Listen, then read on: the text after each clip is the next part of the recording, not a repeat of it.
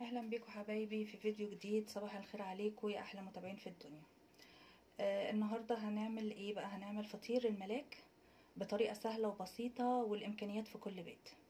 نبتدي مع بعض. يلا مع بعض حبايبي نبتدي نشتغل. عندي كيلو دقيق نخلاه مرتين، كوبايه زيت، كوبايه وربع سكر، ومعاكي في السكر لغايه كوبايه ونص، ما تزوديش عن كده عشان ما يبقاش مسكر قوي. معلقتين كبار خميره، معلقه بيكنج باودر كبيره، ذره ملح، شويه فانيليا. نقول المقادير مرة تانية: كيلو دقيق منخول مرتين، كوباية زيت، كوباية وربع سكر، معلقتين كبار خميرة، معلقة كبيرة بيكنج باودر، ذرة ملح، شوية فانيليا صغير. بس كده. هبتدي بقى عندي هحط كل المواد الجافة مع بعض هنا في العجان اهي، وهشغل العجان واحط الزيت حبة حبة. بفضل ابس في الدقيق بالمنظر ده لغايه ما كل حبايه بتتغلف اهو. بصوا بيبقى عامل زي الرمله كده، يبقى كده خلاص هو كل حبايه كده اتشربت واتغلفت. هنا هجيب الكوبايه وربع سكر اللي عندي، هحط عليها كوبايتين ميه دافيه، بس دافيه حاجه بسيطه خالص عشان ما تموتليش العجينه. تمام، ما تموتليش الخميره اسفه. اهي هحط عليها سنه فانيليا،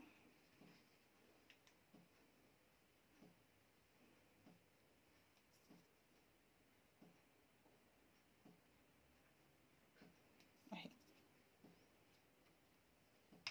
واقلبها ادوبها خالص.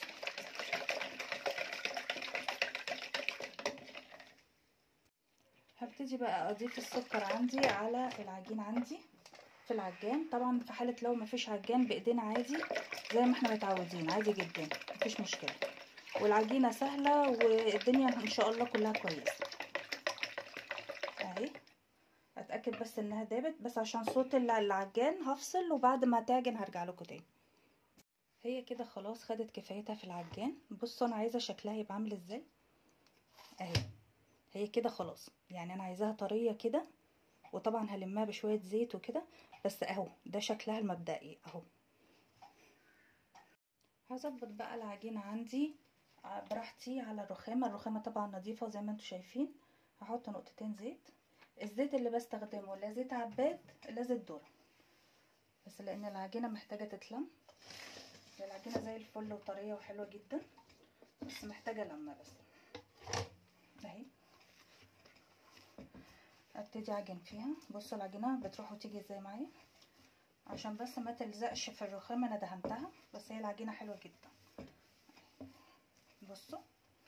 بصوا طريه ازاي، ما فيهاش مجهود ما فيهاش اي حاجه. اهي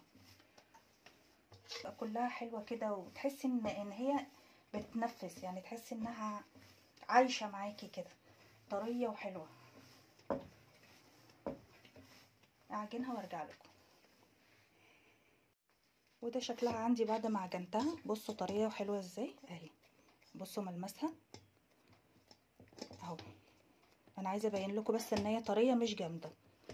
بس كده بسيبها. بحط على الوش زيت، شويه زيت صغيره اهي كده، وبعد كده بغطيها سواء بستريتش او باي صينيه، بس تكون مقفوله قوي يعني عليها علشان تخمر. واحطها بقى في مكان مقفول، سواء ميكروويف عندك ماشي، لو فرن البوتاجاز ماشي، طبعا مقفول مش مفتوح يعني، بس اي مكان مقفول علشان تخمر فيه. ده شكل العجينه عندي حبايبي اهو بعد ما خمرت. شايفينها شكلها حلو ازاي. ههبط بقى العجينه عندي كده. بصوا طريه ازاي.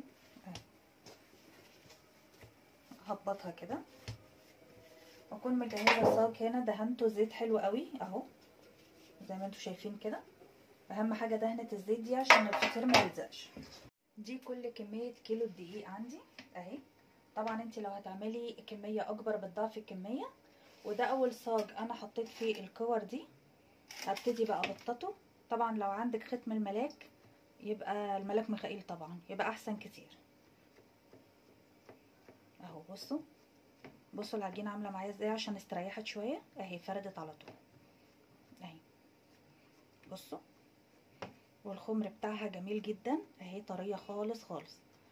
بس بحاول ان انا ايه يعني اضغط فيها على اساس الارتفاع بتاعها ما يبقاش عالي، عشان لما هتدخل الفرن هتتضاعف طبعا اهي. تحفه العجينه، جميله جدا يا جماعه، العجينه حلوه قوي.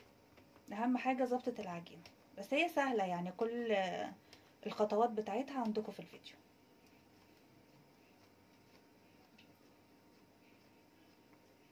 اهي. ابتدي اعمل الكميه عندي وارجع لكم. ادي شكل اهو القرص بعد ما رصيتها في الصاجات اهي. بططتها طبعا من اول واحد انا عم حاطه فيه الكور العجين لغايه اخر واحد، اسيبها كده تستريح. وبالنسبه للوش هقول لكم على الوش ندهن ايه. انا هنا هحط نص معلقه سكر من بتاعه الشاي الصغيره دي خالص اهي، شويه ميه صغيره خالص،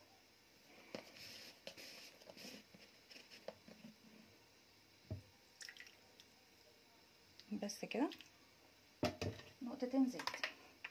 طبعا لو عندك بخاخ افضل، بس انا عشان ما عنديش هدهنه بالفرشه، ادوبه كده، وهو ده اللي احطه على الوش بتاع الفطيره.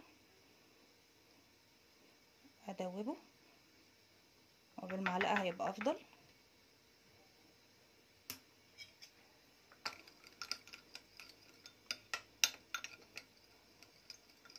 لان السكر مع الزيت هيدي لون حلو جدا في الفرن، وهتشوفوا لونه برضو احنا مع بعض.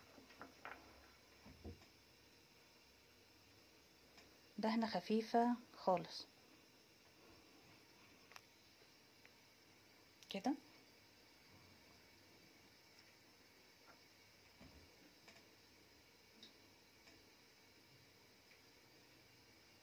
ما ادوس قوي علشان الخمر بتاع الفطيره.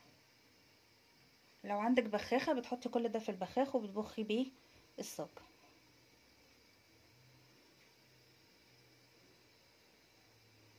بس كده هعمل كل الكميه بنفس الطريقه. اكون بقى منوره الفرن علشان تسخن لغايه ما الفطير يخمر، لان انا هسيبه يخمر تاني على الصاج. زي ما انتوا شايفين انا سيبته يستريح شويه، هنلاقيه بصوا ابتدى ايه يعلى اهو. بس انا مش عايزه ادوس قوي علشان الخمر بتاعه، هو كده ابتدى يعلى، فخلاص هو كده مفروض ان انا هخبزه بقى في الفرن، في فرن متوسط الحراره في الشبكه اللي في النص. وتابعيه لان ممكن نحتاج نشغل شوايه وممكن ما نحتاجش على حسب، فهو نار متوسطه في الشبكه اللي في النص. تمام كده. ده سوى القرص عندي اهو، بطلعه اللون الذهبي ده زي ما انتوا شايفين كده، الحجم تضاعف واللون تحفه. زي ما انتوا شايفين كده، اول ما بيطلع بغطيه بفوط وبعدين بسيبه كده يتهوى وهرصه بقى. ادي عندي فطير الملاك في شكله الاخير اهو، اللون تحفه والسوا زي ما انتوا شايفين اهو. على فكره الفطيره خفيفه، وهي السوا من جوه من ورا يعني اهي، وبصوا السوا من جوه اهو طري ازاي، بصوا اهي هشه وجميله جدا. يا ريت لو في اي حاجه او اي استفسار تكتبولي في الكومنتات وهرد عليكم. وكل سنه وانتم طيبين، واشوفكم في فيديو جديد.